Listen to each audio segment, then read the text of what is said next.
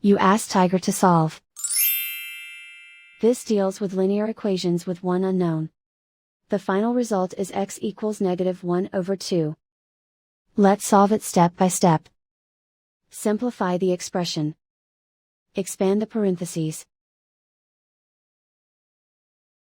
Simplify the arithmetic. Group like terms. Simplify the arithmetic.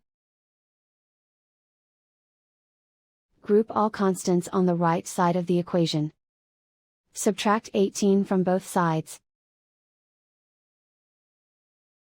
Simplify the arithmetic.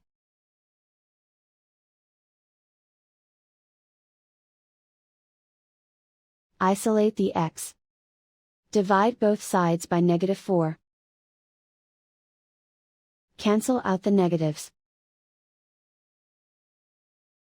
Simplify the fraction. Move the negative sign from the denominator to the numerator. Find the greatest common factor of the numerator and denominator.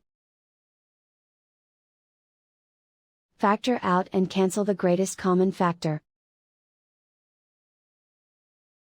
And so the final result is x equals -1/2.